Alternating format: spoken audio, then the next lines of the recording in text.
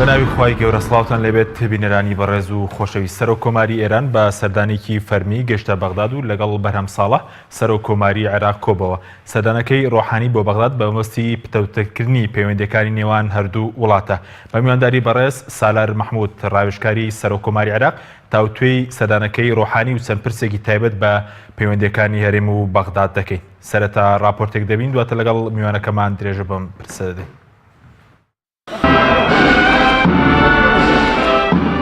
حەسەن ڕۆحانی سەرۆک کۆماری ئێران بە سەردانێکی سێ ڕۆژی گەیشتە عێراق. ئەم دیدارە لە بارودۆخێکی هەستیاردا ئەنجام دەدرێت لەلایەک لا چوارچێوی گەمارۆکانی سەر کۆماری ئیسلامی ئێران لەلایەن ئیدارەی دۆناڵد ترامپە و گشار خراوەتە سەر عێراق بۆ ئەوەی پەیوەندی ئابوووریەکانی لەگەڵ ئێراندا بهێنێتە نزمترین ئاست. لەلایەکی تریش ئێران دەیەوێت بە ویلایەتە یەکگرتووەکانی نیشان بدات ئەستەمە ئەو وڵاتە بتوانێت هەژمونی ئێران لە خۆڕەڵاتی ناوەڕاستدا کەم بکاتەوە، بە تایبەتی لەسەر عێراق. بەمەش ڕۆحانی نامەیەک ڕاستی ترامپ دەکات کە گەمارۆکەی لەسەر ئێران لە دەروازەی عێراقەوە مەحاڵ و نەزۆکە.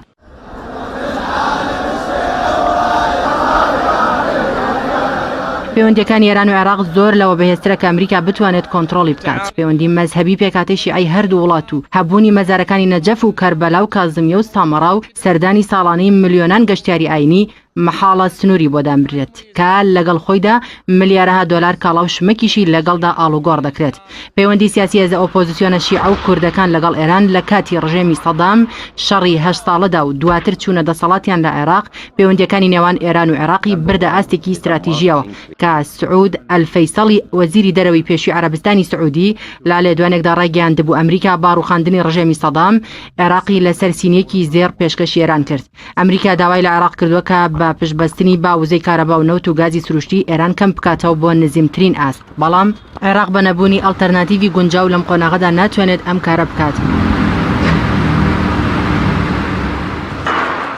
هەروەکو محەممەد جەواد زەریف ئاماژەی پێدا سەردانی سەرۆک ڕۆحانی و شاندی یاوەری بۆ لای مەرجعەتی شیعە لە نەجەف و کەربەلا نامەیەکی ترە بۆ ئەمریکا کە پەیوەندیە مەزهەبیەکان لە نێوان عێراق و ئێراندا کاریگەری ڕاستەوخۆیان هەیە لەسەر پەیوەندیە سیاسیەکان و پەرەپێدانیان. هادی عامری سەرۆکی فراکسیۆنی فتح لە پەرلەمانی عێراق کە پێشتری فەرماندەی گشتی حەشدی شەعبی بوو بەرامبەر بە داخوازی ویلایەتە یەکگرتووەکان بۆ دابەزاندنی ئاستی پەیوەندیە سیاسی و ئابوووریەکان لەگەڵ ئێراندا ڕایگەیاند. چیتر نابێت ڕێگە بە هەبوونی بنکە سەربازیەکانی ئەمریکا و تورکیا بدرێت لە ناو خاکی عێراقدا. ئەمەش نامێکی لایەنگرانی کۆماری ئیسلامی ئێرانە بۆ ئەمریکا و هاوپەیمانەکانی کە هەندێجار حەشدی شەعبی بە ڕێکخراوێکی تیرۆریستی ناو دەبن کە بەرنامەی کۆماری ئیسلامی لە عێراق و ناوچەکەدا جێبەجێ دەکەن.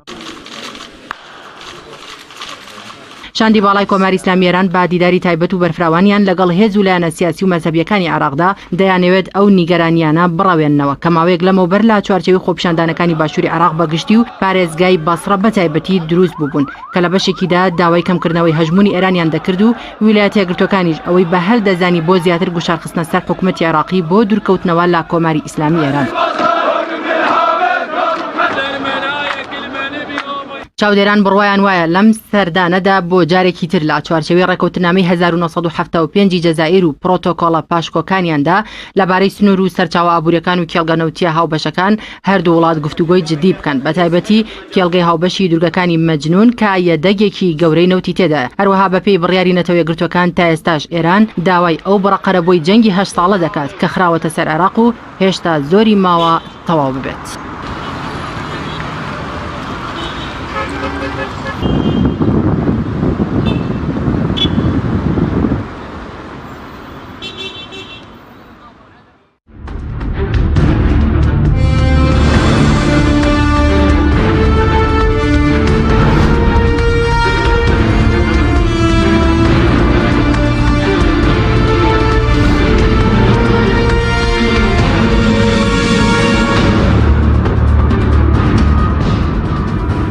جارێکتر سڵاتان لەبێت بینێرانی بەڕێز کاک سالار بەخێر بێت. سوپاس ئامادەبوونتان بەر لەوەی کە قسە سەر پەیوەندیەکانی هەرێم و بەغداد بکەین. دەمەوێت لەسەر سەردانەکەی سەرۆک کۆماری ئێران بۆ بەغداد قسە بکەین. ئەم سەردان بۆ چ مەبەستێکە و چ گرنگێکی بۆ پەیوەندیەکانی عێراق و ئێران؟ سەرۆک کۆماری عێراق لە ماوەی ڕابردوودا سەردانی وڵاتانی دەوروبەری عێراقی کرد، ئێران و تورکیا و سعودیە و کۆیت و ئەردەن و ئاستی پەیوەندیەکانی عێراق لە ئێستادا گەیشتۆتە ئاستێکی باڵا لە چاو جاراندا، بە تایبەتی پێویستەکانی عێراق بۆ ئاساییکردنەوەی پەیوەندیەکانی لەگەڵ وڵاتانی دەوروبەر لە دوای شەڕی داعش چۆتە قۆناغێکی ترەوە. عێراق ئێستا لە سەردەمی بنیادنانەوەدایە و لەو مەسلێدا عێراق توانێتی هەنگاوێکی باش بنێ بە تایبەتیش بەڕێز دکتۆر بەرهەم بە ڕۆحێتێکی دیبلۆماسی بەرزەوە دەیەوێت پێگەی عێراق جارێکی تر لەسەر ئاستی ناوچەی و نێودوڵەتی بەهێز بکاتەوە و سەردانی بەرامبەری مەلیکی ئەردەن و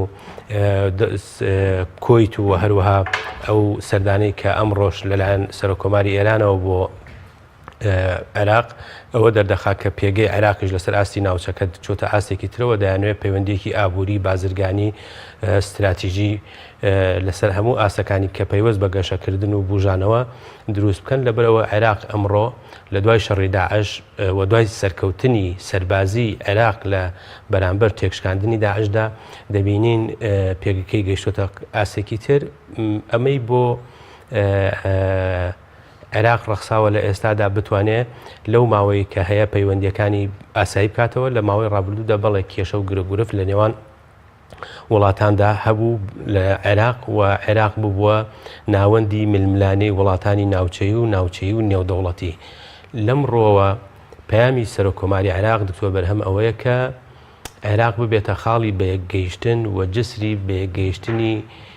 نەتەوەکان دەوڵەتان کەلتورە جیاوازەکان و بوژانەوەی ئابووری بژێرخانی ئابووری عێراق نەک بێتە ساحەی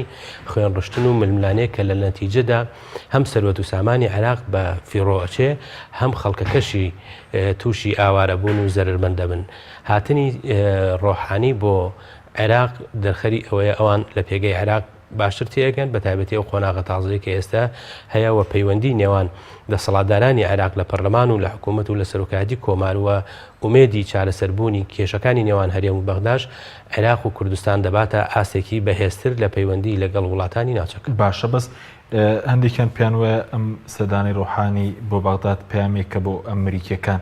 سەبارەت بە مامەڵەکردنی عێراق لەگەڵ سزاکانی ئەمریکا تاکوێستا عێراق بێدانن مامەڵی کردووە لەگەڵ مەسەریاخ مامەڵی چۆن بۆ لەگەڵ سزاکانی ئەمریکا بۆ سەر ئێران سەرۆکۆماری عێراق ڕاستەوخۆ بە ئێرانیەکان و بە ئەمریکایەکانیشی ڕاگەیاندووە عێراق تەحملی ململانەی نێودەوڵەتی و ناوچەی ناکا و پێویستە ڕێز لە سیادەی ئەم وڵاتە بگیرێ و دەستور مەحەک بێ بۆ ئەوەی سیادەی ئەم وڵاتە لەلایەن سەرۆکۆماری عێراقەوە بپارێزرێ و ململانەکانی خۆیان نەخەنە ساحەی خەڵکی عێراقەوە کە سەرۆکۆمار مەسئولە لەوەی کە ئەو پەیامە بە هەموو وڵاتانی ناوچەکە و دنیا بگەێنێکە ئەگەر ئەوان خێر و بێر و ئاشتی و ئاساییشان دەبێت نابێتە دەخولکەن لە کاروباری ناوخۆی عێراق و لەو ڕۆژەوە ئەو پەیامەی کە ڕاستەوخۆ دکتۆر بەرهەم گەیاندوێتی بە سەرۆکۆماری ئێران گەیاندوێتی بە ئەمریکایەکان گەیاندوێتی بە زۆر وڵاتی تر کە ئێران بۆ عێراق وڵاتێکی استراتیژی گرنگە سنوورێکی دوور و درێژ لەگەڵ عێراقەیە و ئێمە وەکو خەڵکیش پەیوەندێکی کۆمەڵایەتی و کەلتوری هاوبەش هەیە و ئەمریکا و وڵاتانی ئەوروپاییش ناکرێت بۆ جۆرە مامەڵە لەگەڵ ئەو نیزەعانە بکەن کە ساحەی عێراق بێتە ساحەی ململانێ ئەگەر بەرژەوەندی خەڵکی عێراق و کوردستانیان دەبێت ئەم ناوچەیە ڕعایەت بکەن چونکە زیاد لە 40 ساڵە عێراق لە شەڕ و ئاشوب و ڕوبەڕووبوونەوە داخۆی دەبینێتەوە خۆتان نەزانن لە شەڕی 8 ساڵی نێوان عێراق و ئێران بە ملیۆنەها خەڵک ئاوارە بوو بە سەدان هەزار خەڵک کوژرا و سەرۆت و سامان و ژێرخانی ئابووری ئەم وڵاتە هەموو بۆ شەڕۆی و پەلاماردانی ڕژێمی پێشوو بۆ وڵاتی کۆیت گەماروەیەکی ئابووری زۆری خستە سەر وڵاتەکە تا ئێستاکە گەلی ئێمە قوربانی ئەو باج و ئەو نەهامەتیەدا لەو ڕۆوە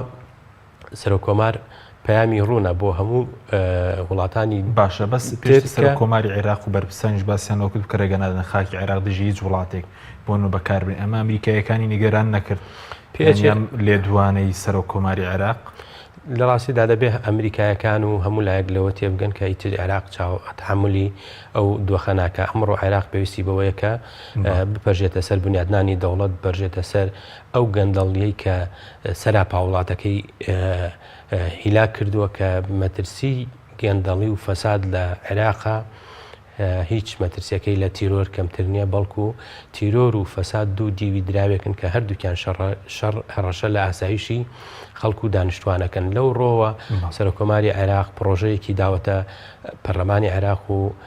ئەنجومەنی وەزیرانی عێراق بۆ ئەوەی بتوانن لیژنەیەکی باڵای ڕوبەڕووبوونەوەی گەندەڵی دروست بکەن کە ئەوانەی لە گەندەڵی تێوە گلاون وەکو تیرۆریست مامەڵیان لەگەڵ بکرێ واتە فەزای دروستبوونی گەندەڵی زمینەیەکە بۆ گەشەکردن و مانەوەی فکری تەتەڕوف و تیرۆر لە عێراقا ڕوبەڕووبوونەوەی گەندەڵی بەدیوێکی ترا چۆن لە ڕووی سەربازیەوە بەسەر تیرۆری داعش سەرکەوتن لە عێراق و کوردستاندا بەدیهات لە ڕوبەڕووبوونەوەی گەندەڵیشدا دەتوانرێت سەرکەوتن بەدەست بێ لە ڕوبەڕووبوونەوەی فکری تند ئاژۆیی کە زمینە دەڕەخسێنێ بۆ تیرۆر لەو ڕۆوە گەندەڵی و تیرۆر بە یەک مەترسی گەورە لە عێراقدا تەماشاکرێەوە سەرۆکۆماری عێراق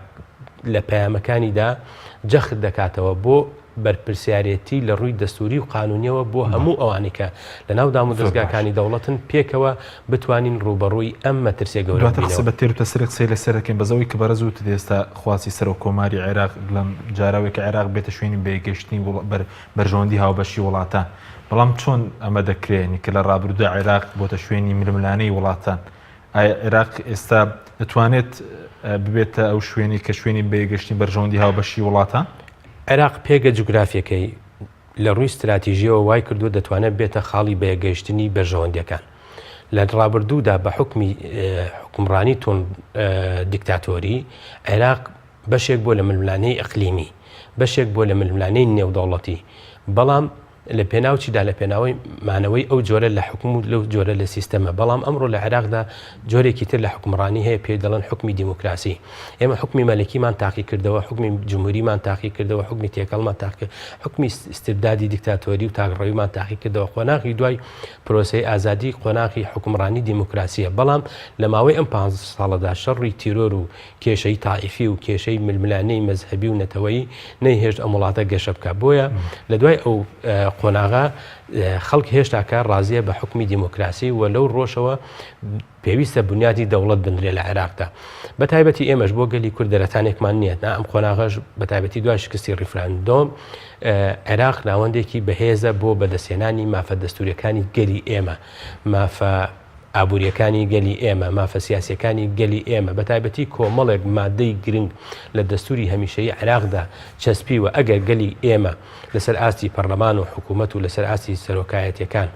یەک و یەکگرتوو بن دەتوانن بەشێک لەو دەستکەوتانە بەدەست بێنن بە تایبەتیش ئەمڕۆ عێراق دەچێتە قۆناغێکی تر لەسەر ئاستی نێودەوڵەتی عێراق ئەندامە لە نەتەوە یەکگرتووەکان و لە دووەلی مانیحا و لە خەزیێنەی گشتی نێودەوڵەتی دەتوانرێت قەرز وەربگرێت دەتوانرێت دەعم بکرێت دەتوانرێت هاوکاری بێ ئەگەر بۆ نمونە پەیوەندی نێوان هەرێمی کوردستان و عێراق بچێتە پەیوەندیەکی باشتر و ئاساییترەوە هەرێمی کوردستان التزام کا بە قانونی بودجە کە ئەم ساڵ پەسەند کراوە دەتوانرێت زۆر نەهامەتی خەڵک و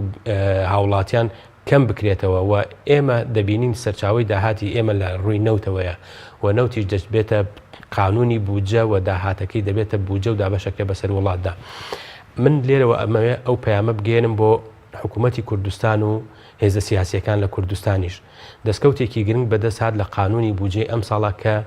بە چاودێری و لە نزیکەوە چاودێریکردنی سەرۆکۆماری عێراق پەرلەمانی عێراق توانی بودجەیەکی شایستەیی بۆ گەلی ئێمە لە هەرێمی کوردستان دابین کە ئەمە دەستکەوتێک بوو پەرلەمانتارانی کوردستان لە عێراق پێکەوە توانیان بەدەستی بێنن کە لە هەمان کاتیشدا سەرۆکۆماری عێراق بە پەیوەندی نزیکی لەگەڵ سەرۆکوەزیران لەگەڵ سەرۆکایەتی پەرلەمان توانیان شایستە دارایەکانی هەرێم دەستەبەرکەن و بە تایبەتیش لە ڕووی ناو و پێگەوە بە بەراورد بە بودجەی ساڵانی ترکە هەر غەدر لە خەڵکی کوردستانەکە و لە بودجەی 2010 تەنانەت ڕازی نەبوو ناوی هەرێمی کوردستان وەکو هەرێمێکی فیدراڵ بێنن کە باسی شیمالی عێراقیانە کرد ئەم ساڵ ئەم شتانە هەموو گۆڕان بەڵام لە بەرامبەردا چۆن دەتوانرێت ئەو شایستە دارایانە خەرج بکرێ و بگاتە کوردستان کە چۆن ئێستاکە لە سەرەتاکانی سەرفکردنی بودجە بۆ کوردستانە پاشەکەوتی موچە نەما نەهێشتنی پاشەکەوتی موچە دەستکەوتێکی گەورە بوو بۆ پەرلەمانتارانی کورد لە بەغدا بە هەموو فراکسیۆنەکانەوە دەستکەوتنی بۆ حکوومەتی هەرێم حکوومەتی هەرێمی کوردستانیش کە التزام کا بە یاسای بودجەوە دەستکەوتە بۆ هەموو لایەک لەو ڕۆوە من لە نزیکەوە دەتوانم شایەتی ئەوە بدەم بەڕێز دکتۆر بەرهەم لە دابینکردنی شایستە دارایەکانی گەلی ئێمە لە هەرێمی کوردستان ڕۆڵی گرنگی هەبوو بە هەماهەنگی لەگەڵ پەرلەمانتارانی کورد کە دەهات نەکۆشتی کۆماری و بەڕاوێژ لەگەڵ سەرۆکۆمارە دەچوونەوە بۆ گفتوگۆکانی بودجە لە لیژنەی دارایی ئەندامانی لیژنەی دارایی کاک ئەحمەدی حاجی ڕەشید و هاوڕێکانی لە فراکسیۆنە جیاوازەکانی تر هەموو ئەمانە ڕۆڵی گەورە و گرنگیان بینی لە ڕاستیدا بۆیە ئەم قۆناغێکی تازەیە من نامەوێت لێرەوە لە ڕێگەی کەناڵی پەیامەوە وا بە خەڵکی کوردستان بگەێنم کە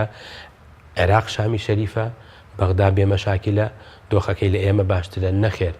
بەڵام عێراق دەوڵەتە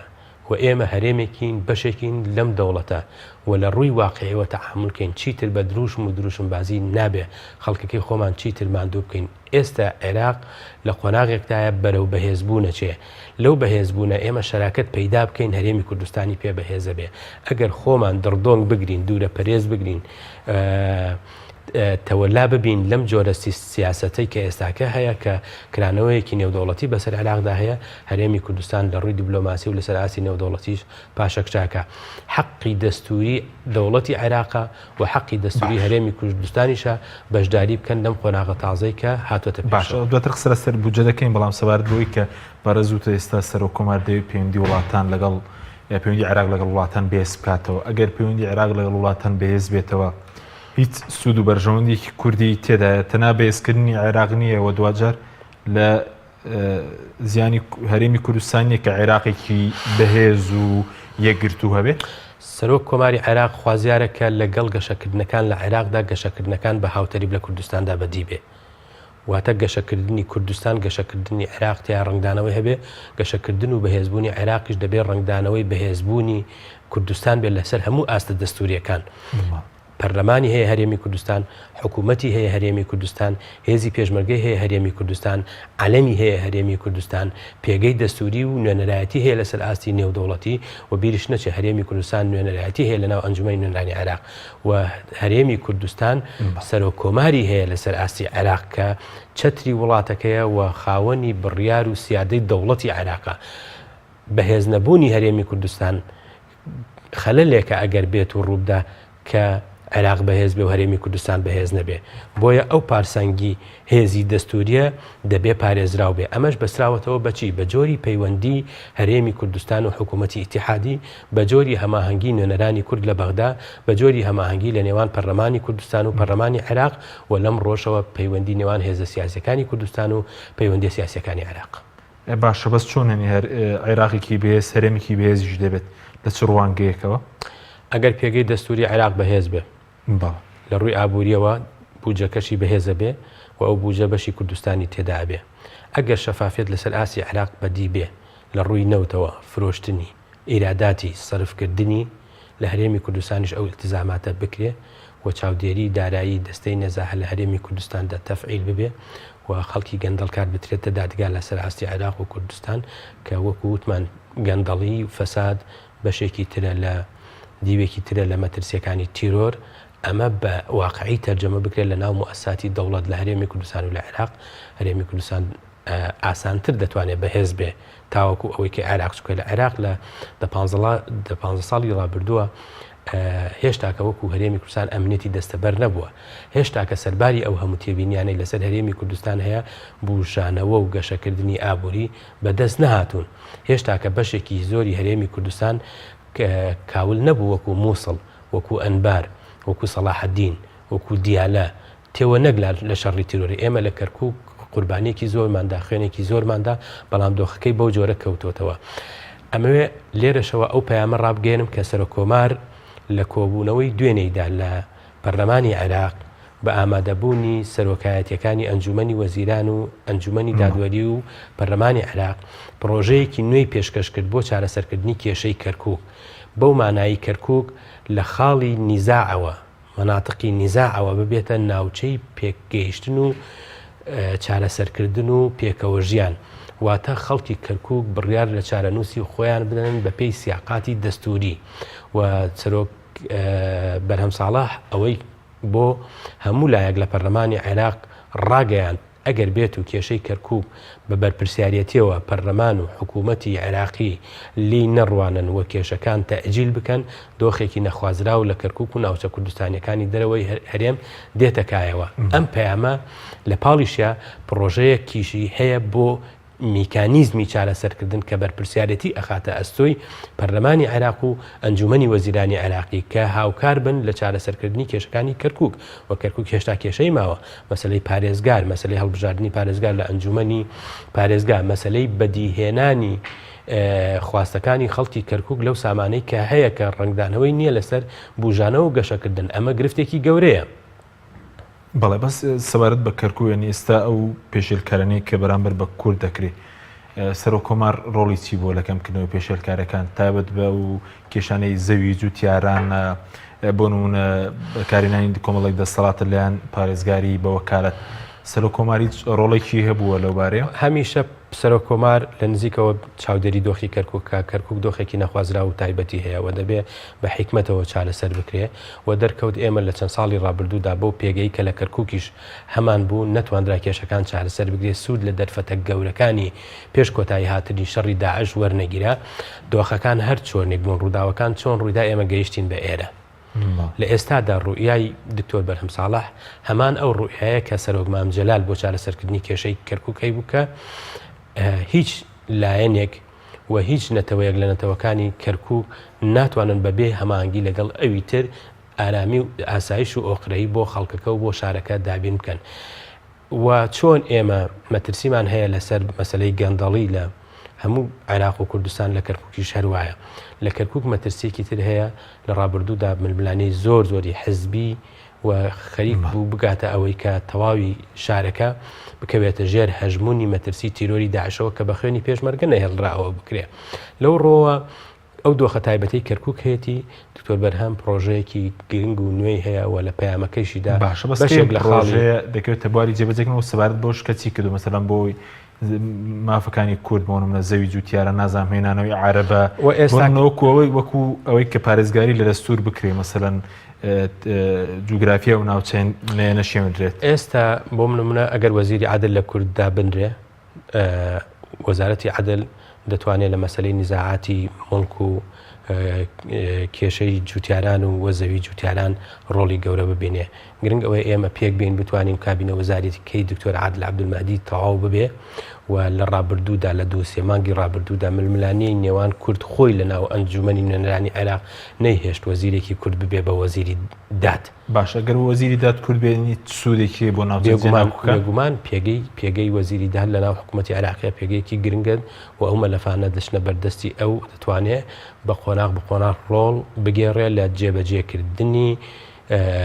دەستور ئەویش بە گێڕانەوەی ماف بۆ خاوەن ماف و ڕاگررتنی ئەو زڵمەی لەسەر کەرکووک هەیە و زۆڵم لەسەر کەرکووک و خەڵکی کەرکووک هەیە. ئەمە مەسەلەیەکی شاراوە نییە بەڵام دۆخێکی تایبەت بەسەر کەرکووک داهات کە پەیوەندی بە ململانەی ئەقلیمی و نێودەوڵەتیشەوە هەبوو کە ئەو دەستکەوتە گەورانەی کە بە خوێنی پێشمەرگە بەدی هاتن هەر لە شنگالەوە تاوەکو تلکێف و شێخان و مەخمور و کەرکووک و داقوق و دووز و خانەقین و جەلەولا و سعدیە و هەموو ئەو شریتە حدودەی کە هەموو دەیبینین کە ئێستاکە دۆخەکەیان چۆنە بەدەر نەبوو لە ململانی نێودەوڵەتی و ناوچەیی. واتە مەسەلەکە تەنها مەسلەی هەرێمی کوردستان و ململانی عێراق نەبوو، ململانەی نێودەوڵەتی و ئەقلیمیش ڕۆڵی گەورەی هەبوو کە ئێمە نەمانتوانی بەڕاستیە لەو ئافاتە خەڵکەکەی خۆمان خاکی خۆمان پارێزین. بەڵام ئایا ئەمە کۆتایی ئەو قۆناغەیە بێگومان نەخێر. من ڕام وایە کە ئەگەر بێت و پێکاتەکانی کەرکووک بیرێکی جددی لە بەرژەوەندەکانی خۆیان و نەوەکانی خۆیان نەکەنەوە دوورنیە ئەو جارێکتر ململانەکان بە جۆرێکی تر لە بەرژەوەندی لایەنی تر بێتەکایەوە کە ئێمە وا خوازیارین بە پێی دەستور لەسەر بنەمای ئەو پرۆژەی کە دکتۆر بەرهەم ساڵح پێشکەشی کردووە کێشەی کەرکووک و نزاعاتی ئەو ناوچەیە چارەسەر ببن و ئەمە پێویستی بە دوێنێ خراوەتە بەردەم پەرلەمان و ئەنجومەنی نوێنەرانی عێراق وەکو پەیامێک لە بەرامبەریشدا وەکو دیکۆمنت و پرۆژە لە ئایندەی نزیکە ڕوون دەکرێتەوە دەخرێتە بەردەم حکوومەتی ئیتیحادی. بیر پشمان نەچێ تێگەیشتنێکی باش لەلایەن حکوومەتی ئیتیحادی بە تایبەتی سەرۆکوەزیران عادل عەبدولمەهدی هەیە بۆ پێی کە پەیوەندێکی باشی لەگەڵ گەلی ئێمە و لەگەڵ هێزە سیاسیەکان هەیە و پەیوەندێکی تەواو نزیک و دۆستانەی لەگەڵ جنابی سەرۆکۆمار هەیە کە ئەمە ئەتوانین بڵین دەلاقەیەکە بۆ تێگەیشتن لە چارەسەرکردنی کێشەی کەرکووک. باشە بەس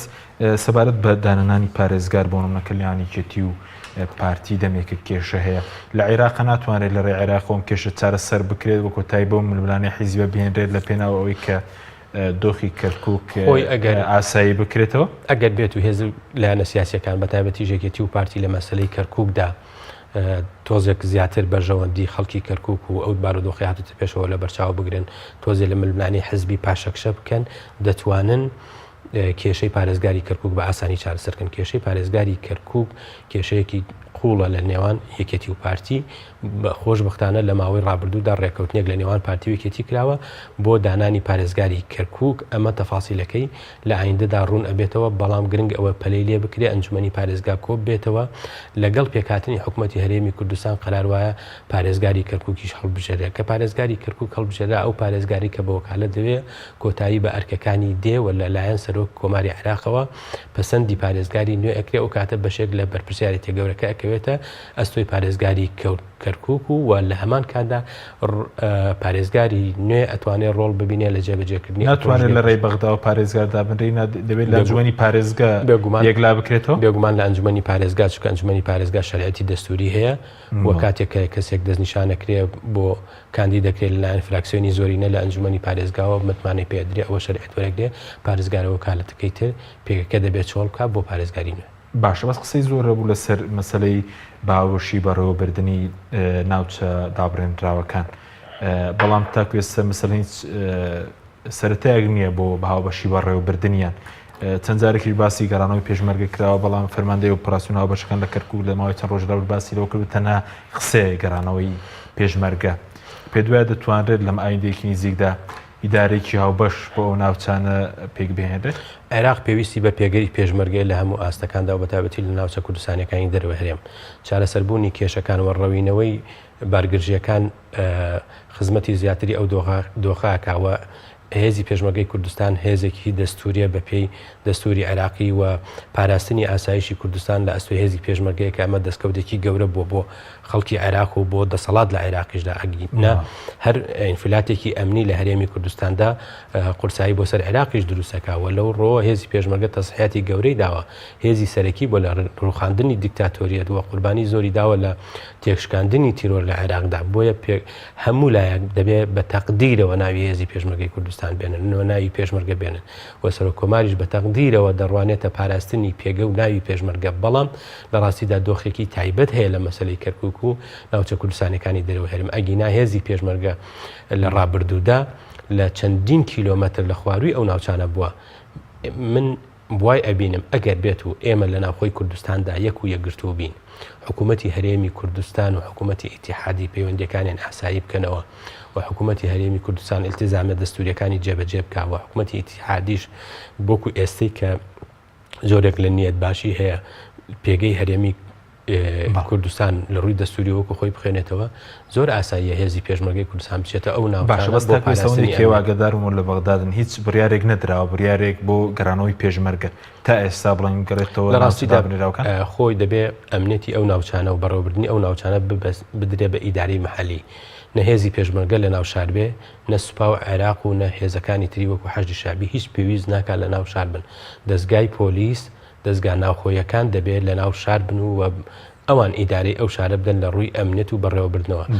ئەرکی هێزی پێشمەرگە و ئەرکی سوپای عێراقی لە دەرەوەی شارەکان دەبێت بۆ جۆرەش بێ و من گەشتبینم بۆی کە ڕێکەوتن لە نێوان هێزی پێشمەرگە و سوپای عێراقیش لە ڕێگەی هەردوو حکوومەتەوە بەدی دێ بۆ پاراستنی ئەمنە چونکە بەبێ هێزی پێشمەرگەی کوردستان کە ئەو ناوچانە کە هێزی پێشمەرگەی کوردستان هەم شارەزایی تێدا هەیە هەم قوربانی تێدا هەیە هەم ئینتیماشی بووە ینی بیرت نەچێ هێزی پێشمەرگەی کوردستان سەرەکی ترین هێزە لە عێراقا کە ئینتیمای خاک و نیشتیمانی بۆ ئەو ناوچانە هەیە کە ئەمە مەسەلەیەکە دەبێت لای هەموو لای وەکو بڕیار ئەوەندێکی واگەدەن تا ئێستا بڕیارێکی یەکلاکەرەوە نەدراوە بۆڵێن بۆ نمونە لە فلان وادە پێشمەرگە دەگەڕێتەوە ناوچە دابنراوەکان بەگشتی هێشتاکە بڕیارێکی لەو جۆرە نییە سوپاس دەکەم ناوبڕێکمانەی دوای ناوبڕکە دەگەڕێم وڵای بەڕێست بەڵێ بینەرانی بەڕێست ناوبڕێکی کورت و دەگەڕین وڵات تۆپ ئارت تاکە بریکاری تۆڕی میدیایی کۆمەڵ بۆ دروستکردن و بڵاوکردنەوەی ڕیکلام تۆپ ئارت ئایا تا ئێستا بیرت لەوە کردوتەوە کە ئینتەرنێتێکی بێسنوور بەکاربێنی یان بیرت لەوە کردوتەوە کە بۆ هەفتەیەک یان 2 هەفتە ئینتەرنێتی بێسنوور بەکاربێنی سەرڕای هەموو ئەمانە تا ئێستا بیرت لەوە کردوتەوە کە بۆ یاری ئەلکترۆنیەکان ئینتەرنێتی بێسنوور بەکاربێنی بێگومان نەخێر فانسی نێت هەموو ئەم کێشانەت بۆ چارەسەر دەکات تۆش دەتوانیت بۆ ماوەی هەفتەیەک یان 2 هەفتە یان مانگێک بەردەوام بێسنوور لەگەڵمان بیت ئێستا خزمەتگوزاریەکانمان لەم شوێنانە بەردەستە سلەیمانی شارباژێر شارە زور، هەڵەبجە، سەی سادق، عربەت، پێنجوێن، بازیان، تاسڵوجە و زەرگوێز، فانسینێت، هەمیشە ئینتەرنێتی بێسنوور. کۆمپانیای کەنعان. کۆمپانیای کەنعان وەکیلی سەرەکی یەزدەسپار لە عێراق. باشترین بۆری بۆ بینەوە باڵەخانەکان بە سیستەمی ژێرزەوی، هەڵواسین، گەرمی ئەرزی و ئاوی خواردنەوە بە ستانداردی ئەڵمانی. بۆریەک بە مەوادی PPCV، بەرگەی پلەی گەرمی بەرز دەگرێت و دژە بەکتریایە. ڕووپۆش بە ڕەنگێکی سپی کە هیچ چەوریەک لە خۆ نەگرێت. بۆریەک بە مەوادی PPMD، کێشی کەم ڕێگر لە دەنگی تێپەڕبوونی ئاو. بۆریەک بە مەوادی PPC، دژ بە گۆڕانی کەشوهەوا، دژی سووتانە و بەرگەی جوڵەی سروشتی باڵەخانەکان نەگرێت. بۆریەکانمان بۆ سیستمی ژێرزەوی، هەڵواسین، گەرمی ئەرزی و ئاوی خواردنەوە بەکاردێنرێت. کۆمپانیای کەنعان وەکیلی سەرەکی لە عێراق. ناونیشان فەرعی یەکەم سلێمانی بەرامبەر دادگای کۆن، پێشانگای ئارام. فەرعی دووەم سلێمانی زی لە سوتاوەکە، پێشانگای هاوکار. خوانێکی تایبەت لەگەڵ ڤیتا تاقیب کەرەوە پێشکەشی خێزان و ئازیزان تیبکە. ڕۆنی ڤیتا لە ڕووەکی سروشتی بەرهەمدێت و پێکهاتەکەی چەوریە زیان بەخشەکانی تێدا نییە. ڕۆنی ڤیتا باشترین ڕۆنی لە 100% سروشتی. ڤیتا نهێنی خواردنە بەتامەکانی سەر سفرەکەت. تۆپ ئارت تاکە بریکاری تۆڕی میدیایی کۆمەڵ بۆ دروستکردن و بڵاوکردنەوەی ڕیکلام. تۆپ ئارت.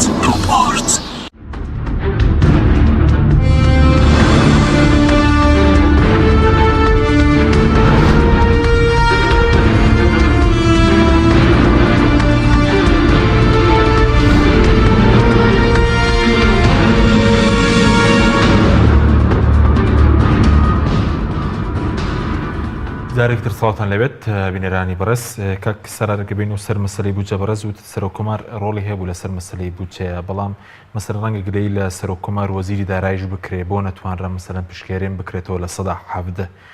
نەتوانرا بکرێت لە 114 لە کاتێکە بە پێی مەسەلەن وەزارەتی پلاندانی عێراق لە 114. خۆی لە بنەمادا ڕێژەی لە 117 بودجەی عێراق، بودجەی هەرێم بۆ دەستنیشان بکرێت لە بودجەی گشتی عێراقدا پرۆژەی دکتۆر بەرهەم ساڵح بووە ئەو کاتێک کە جێگری سەرۆکوەزیرانی عێراق بووە، کە ئەگەر وەکو دەستکەوت حساب بکرێ بۆ یەکەم جار دەستکەوتێکە پشکی ئەوی زۆر تێدایە. بەڵام لە دوای ئەو ساڵانەی ڕابردوو لە 2011ەوە هیچ کات بوو 70% بۆ هەرێمی کوردستان دیاری نەکراوە، کەمتر بووە. بەڵام ئەم ساڵ بە جۆرێک تەزبیت کرا ئەو بودجەیە کە نوێنەرانی بەسرا ڕوبەڕووی ڕخنەیەکی گەورە بوون لایەن ناوەندە دیبلۆماسی و میدیایی و ڕێکخراوەکانی کۆمەڵگەی مەدەنیەوە لە بەغدا. بە هەمان شێوە نوێنەرەکانی بەغدا وتیان چۆن لەسەر حسابی خەڵکی ئێمە حسەی هەرێمی کوردستان ئەوەندە زیاد کراوە. و خۆش دەزانی بە مادەیەک لە ناو بودجەی گشتی عێراقەوە چەسپیوە ئەگەر بێت و هەرێمی کوردستان نەوتی ژنە نێرێ موچەی فەرمانبەران و موچەخۆرانی کوردستان نەبڕەکە. ئەمە من بۆ خۆم ڕەم وایە ئەگەر هەرێمی کوردستان ئیلتیزام نەکات بە ناردنی ڕۆژانەی 250,000 بەرمیل نەوتەوە، ئاسان نییە ئەو مادەی کە لە یاسای بودجەشدا چەسپیوە جێبەجێ بێ. ئەمەوێ بە سەریحی ئەوە بڵێم ئەگەر هەرێمی کوردستان ئیلتیزام نەکات بە یاسای بودجەی گشتی عێراقەوە مەسلەی پاشەکەوتی موچە هەردەمێنێ، چونکە دوور نییە عێراقیش پاشگەز بێتەوە لەو مادەی کە لە یاسای بودجەدا هاتووە کە مەسلەی موچە و معاشی فەرمانبەران و موچەخۆرانی کوردستان نەخرێتە چوارچێوەی ململانی نێوان هەرێم و حکوومەتی ئیتیحادیەوە. بەڵام لە ڕاستیدا ناکرێتەوە هەموو نەوتەکە بفرۆشی و هیچ پێشکەش بە بودجەی گشتی عێراق نەکەی لە هەمان کاتە لە بودجەی گشتی عێراق هەموو ئەو استحقاقانەی تۆ بدرێواتە. ئەم مەسەلە دوو بەو جۆرەیە. لەبەر ئەوە ئیلتیزامکردن بە یاسای بودجە ئیلتیزامکردنی یەک پاکێجیە، نەک ئیلتیزامکەی بە بەشێکی و ئیلتیزام نەکەی بەشێک. ئەمە بۆ هەرێمی کوردستان ڕاستە، بۆ حکوومەتی ئیتیحادیش ڕاستە. ئەگەر حکوومەتی هەرێمی کوردستان ئیلتیزام نەکات بە ناردنی ڕۆژانەی 250,000 بەرمیل نەوت لە ڕێگەی سۆمەوە بفرۆشێ، حکوومەتی ئیتیحادیش ملزەم نییە ئەو مادەی کە لە یاسای بودجەدا چەسپیوە کە موچەی هەرێمی کوردستان بدرێت لەوان نییە بیدەن کە نەدرا ئەو کاتە گرفتەکە بەردەوامە بێ. ئەمە ئەوە بڵێم یعنی ئێستا بۆ نمونە بەس پەرلەمانتارەکان بۆ نمونە دڵن ئێمە ئەومان چەسپاندون و ئەگەر بەغداش مەسەرەن هەرێمیش نەوت تەسلیم نەکا و بڵین 522 میلیارە لە بەغداد و دێ و بێ کێشەیە و زەمان باشە خۆ لە ساڵانی ڕابردووشدا حەقی هەرێمی کوردستان لە بودجەی گشتی عێراقا چەسپێنرا وانە لە 2010 لە 2017 لە 2016 حەقی هەرێمی کوردستان لە بودجەدا چەسپی وەکو مەبدا بەڵام کۆمەڵە ئیلتزامات خرایە سەر هەرێمی کوردستان کە ئیلتزام کا بە ناردنی نەوت لە ڕێگەی بەغدا و سۆمەوە هەرێمی کوردستان کە نێنارد ئەویش بودجەکەی نەدەنارد کەواتە ئیلتزامەکە دوولایەنەیە ئەگەر بێت و هەرێمی کوردستان ئیلتزام نەکا بە یاسای بودجەوە حکوومەتی ئیتیحادیش لەو بڕواایەدا نیم وەکو ئەوەی کە لە یاسای بودجەدا هاتووە کە دەستکەوتێکی گرنگ بوو بەڕاستی پەرلەمانتارانی عێراق بە هەموو فراکسیۆنە جیاوازەکانەوە هەماهەنگ بوون لە دۆزینەوەی مەخرجێک کە فەرمانبەران و موچەخۆرانی کوردستان نەبنە قوربانی ململانێ سیاسیەکانی نێوان هەردوو حکوومەت کە ئەمە وەکو مەبدە خاڵێکی گرنگە بەڵێ ڕاستە بەڵام لە ئاسی واقع ئێمە نابێ بەهاربێنینە سەر ئەژنەوە بۆ فەرمانبەران و موچەخۆرانی کوردستان و حکوومەتی هەرێمی کوردستان بێباک بکەین ئەگەر تۆ نەوتەکەش نەنێری و بەغدامان مولزەم کردووە پارەکە بنێرێ بەم جۆرە ئێستاوەی کە بەڕێز لە بەغداد تا ئێستا هیچ حکوومەتێرێ نەوتەکەی تەسلیم نەک بەغداد نەکردووە ئەوان لە گفتوگۆدان و سەرەتای ناردنی استحقاقاتی هەرێمی کوردستان گەیشتووە هەر بۆشە هەرێمی کوردستان مەسەلەی پاشەکەوتی موچەی هەڵگرت ئەگەر لە بەغداوە ئەو پارەیە نەهاتایە لێرە نەدەتواندرا مەسەلەی هەڵگرتنی پاشەکەوت دەستەبەر بکرێ یەک خاڵی زۆر گرنگ ئەویش ئەوەیە ئەگەر هەرێمی کوردستان ئیلتزام نەکا بە یاسای بودجەی گشتی عێراقیەوە پاشەکەوتی کراوی موچەی موچەخۆران و فەرمانبەرانی کوردستان نادرێتەوە ئەگەر هەرێمی کوردستان ئیلتزام بکات بە ئەو مەرجانەی کە لە ناو بودجەی گشتی عێراقدا هاتووە ئەو بودجەی کوردستان کە بۆ لە بەغداوە دێت بەرەبەرە دەتوانرێ پاشەکەوتکراوی موچەی موچەخۆرانی کوردستان بدرێتەوە بەبێ ئەو ئیلتزاماتە دەبێ فەرمانبەرانی کوردستان و موچەخۆرانی کوردستان چاوەڕێ ئەوە نەبن لەبەر ئەوە بۆیە دەڵێن باشە حکوومەتێرێ مەسەرەن نەوتەکەی تەسلیم کە 250,000ەکە بۆی کەم پاشەکەوتەکە بداتەوە هەمیش پرۆژەی خزمەتگوزاری لە کوردستانە هەبێ خۆی لە ڕاستیدا باشترین میکانیزم ئەوەیە هەرێم و بەغداد ڕێککەون ڕێککەوتنەکە لەسەر ئەساسێک بێ کە بودجەی گشتی عێراق وەکو خۆی جێبەجێ بکرێواتە ئیلتزامەکانی نێوان هەرێم و بەغدا وەکو یەک هەنگاو بچێتە پێشەوە هەرێمی کوردستان ئیلتزام کا بە ناردنی 250 بەرمیلی ڕۆژانەی خۆیەوە کە زیاتر لەو نەوتە دەفرۆشرێ زیاتر لەو نەوتەی کە دەدرێ بە سۆمۆ 250,000 بەرمیل نەوت زیاتر لەوە دەردەهێنرێ و لە کوردستانە دەفرۆشرێ شتێک ڕەچاوی و تایبەتمەندێتی ئیدارەی هەرێمی کوردستان لە مەسەلەشدا کراوە ئەمە بە جوهدی کێ لە ڕاستیدا سەرۆکوەزیرانی عێراق تێگەیشتنێکی تەواوی بۆ دۆخکە هەیە کە بە هێواش چارەسەر بکرێت لەو ڕۆوە من گەشتبینم کە حکوومەتی کوردستان چاوکراوەتر بێ کە بەبێ هاتنی بودجە لە عێراق ناتوانێت پاشەکەوتی موچە هەڵگرێەوە ناتوانێت ئستحقاقاتی پاشەکەوتکراوی موچەخۆرانی کوردستان و فەرمانبەرانی کوردستان بداتەوە دەبێ هەمومان هانی هەرێمی کوردستان بدەین لەسەر بنەمای دەستور پەیوەندیەکی دۆستانە و باش لەگەڵ بەغداد دروست بکە و بەغداش ئیلتزام بکە بە تایبەتمەندی هەرێمی کوردستانەوە هەرێمی کوردستان هەرێمێکە کە جینۆسایدی تێدا کراوە کیمیابارانی تێدا کراوە هەوارەبوون و ڕاگواستن و دەردەسەری زۆری لە سای ئەم دەوڵەتە بەدسەر هاتووە حکوومەت و دەوڵەتی تازەی عێراق میراتگری هەموو ئەو بارودۆخەیە کە لە ڕابردوودا هاتووە کە دەبێ ینی تعویزی ئەو نەهامەتیانە بکرێتەوە ئێمە ناڵێن ئەم حکوومەتی ئێستا ئەم دۆخەی کە لە عێراقدا هەیە شەریکن لەو بەڵام نا بەرپرسیارەتی دەستوری ئەوەیە کە ڕەچاوی تایبەتمەندێتی و قوربانی گەلی کوردستان بکرێ لەو سیاسەتە نەخوازراوەی لە 40 ساڵی ڕابردوودا لە عێراقدا پەیڕەوکراوە باش ئەی سەبارەت بە موچەی پێشمەرگە کە 68 ملیاری بۆ جیاکراوەتەوە دەبێت چی بکرێ بۆی کە مەسەرەن موچەی پێشمەرگ هاوتای سوپای عێراق بکرێ و مەسەرەن ڕێکەوتن بکرێت لەگەڵ عێراقاندامی کلژنی دارایی میوانی ئێمە بوو تێگەر بۆ ڕوونە 68,000 پێشمەرگەی فعلی ئەو 68 ملیۆنی پێ بدرێ هەرێکام 1 ملیۆنیان بەردەکەی ئەزانی چۆنە کاک حەکیم مەسەلەی موچەی پێشمەرگەش دابڕاو نییە لە موچەی فەرمانبەران و خانەنشینانی کوردستان واتە مامەڵەکردنەکە لە ئێستادا دەبێت مامەڵەیەک بێ لەسەر بۆرەقە لەسەر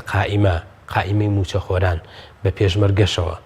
شایستە دارایەکانی ئەوان بدرێوەکەوەی کە هەیە لەبەر ئەوە مەسلەی پێشمەرگەش بە خاڵێک جیاکراوەتەوە لە یاسای بوجەدا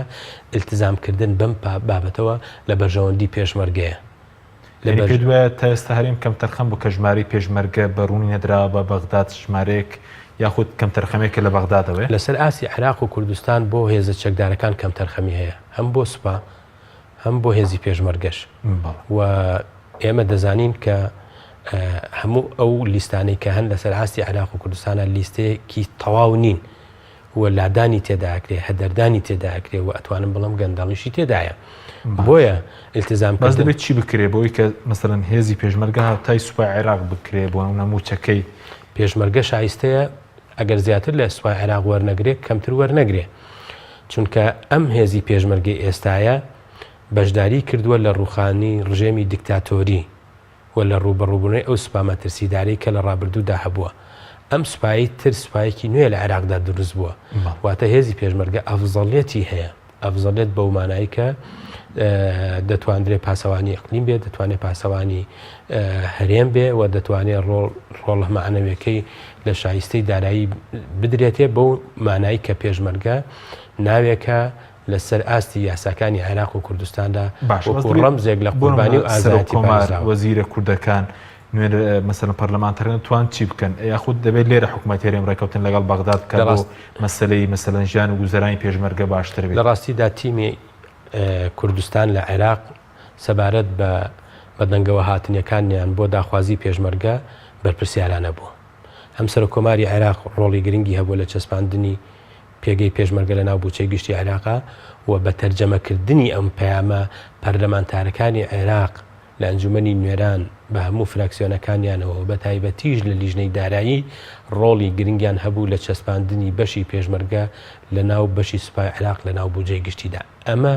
دەستکەوتێکە کاتێک بە دیدێ واتە ئەمەی کە بە دەق لە یاسادا هاتووە کە حکمت لە جێبەجێکردنەکەیەتی ڕنگدانەوەی هەبێ لەسەر ژیان و گوزەرانی پێشمەرگە. ئەم بەرپرسیارەتیە بەرپرسیارەتیەکی قوڵ و گەورە و قورسە لەلایەن هەردوو لاوە دەبێت ئیلتیزامکەن. ئەمە لە تەفاسیلی شارەزایانی ئابووریە، لە تەفاسیلدا شارەزایانی گفتوگۆی نێوان هەرێم و حکوومەتی ئیتیحادی دەبێت ڕەچاوی پێگەی پێشمەرگە بکرێت کە بەدەق لە قانونی بودجەی گشتی عێراق لە ساڵی 2009دا دەستەبەرکراوە. باش ئەی سەبارەت بە جوتیاران زۆر جار مەسەلەن پرسیاری ئەوە دەکرێت مەسەلەن نوێنەرانی کوردەگەر لە بەغدە نەتوان بۆ نەشایی سەدارەیەکانی خەڵکی کوردستان ناویشانە جوتیاران وەربگرن بۆچی لەوێ یعنی جوتیاران قەرزدارن مەسەڵ حکوومەتی عێراقی قەرزداری جوتیارانە. خۆی کێشەکانی نێوان هەرێم و عێراق کێشەیەکی بۆ ماوەی چەند ساڵن، کێشەی ئەم ساڵ نین، بەڵام ئەم ساڵ تێگەیشتن هەیە بۆ چارەسەریکردنی کێشەکان. یعنی ئەبیان لەم خاڵەوە ئێمە لامان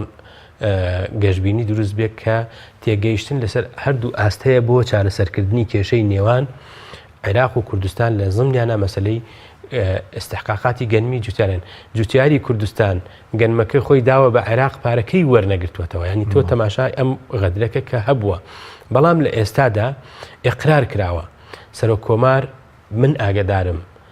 بە ڕاستەوخۆیی پەیوەندی لەگەڵ وەزیری بازرگانی عێراق کردووە بۆ ئەو مەسەلە و بانگی وەزیری بازرگانی عێراق کردو بۆ سەرۆکایەتی کۆمار. ئەم بابەتە و ئەم گرفتە و ئەم غەدرەی تێگەیاندون و لە هەمان کاتدا ئێمە پێکەوە چوون لەگەڵ نوێنەری جوتیارانی کوردستان مامفارس و یەکێک لە پارێزەرەکانی چوونە لای بەڕێز دکتۆر بەرهەم ساڵح بۆ تەفاسیلی ئەو کێشانی کە هەیە. نوێنەری جوتیاران زۆر بەوردی بەرچاو ڕوونیدایە سەرۆکۆماری عێراق بۆ ئەم بابەتەوە چەند جارێک ئێمە لەسەر خەت بووین و خۆشبەختانە کاتێک کە لە دادگا بڕیارەکە بەسەر وەزارەتی بازرگانی داچەسپی